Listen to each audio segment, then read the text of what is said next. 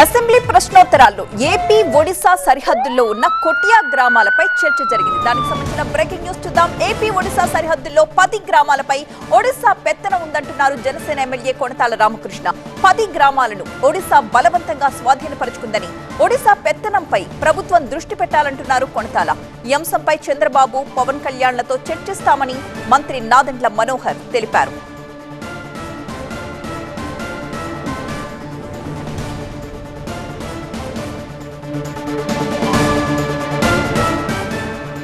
Assembly ప్రశ్నోత్తరాల్లో AP Odisha సరిహద్దుల్లో ఉన్న కొటియా గ్రామాలపై చర్చ జరిగింది.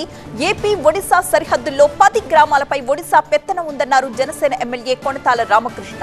10 గ్రామాలను ఒడిశా బలవంతంగా స్వాధీనం చేసుకుందని, ఒడిశా పెత్తనంపై ప్రభుత్వం దృష్టి పెట్టాలంటున్నారు కొణతాల. ఈ అంశంపై చంద్రబాబు, పవన్ కళ్యాణ్లతో చర్చిస్తామని మంత్రి నాదెండ్ల మనోహర్ తెలిపారు. ఒరిస్సా బోర్డర్లో సంబంధించి సుమారు 10 గ్రామాలు ఉన్నాయి అధ్యక్ష.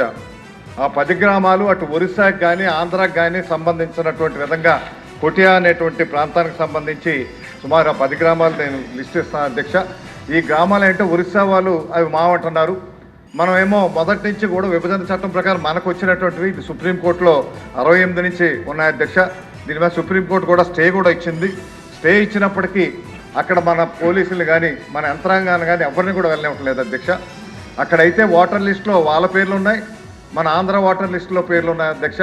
అక్కడ ఉన్న ప్రజలైతే మటుకు ఆంధ్రాతోనే ఉండాలని కోరుకుంటున్న ఆంధ్ర ఆఫీసర్స్ ఎవరు వెళ్ళినప్పటికీ కూడా వాళ్ళు పోలీసులు పెట్టి వెనక్కి పంపిస్తున్నటువంటి పరిస్థితులు ఉన్నాయి అధ్యక్ష. ఒరిస్సాతో ఒక జాయింట్ మీటింగ్ పెట్టి, ఎందుకంటే ఇప్పుడు సమస్య పరిష్కారం అవ్వాలి తప్పే, లేదంటే ఇప్పటికే 55 సంవత్సరాలు అయింది అధ్యక్ష ఈ సమస్య. దయచేసి మీ ద్వారా ఈ సమస్యను పరిష్కరించాల్సిందిగా కోరుతున్నాను అధ్యక్ష.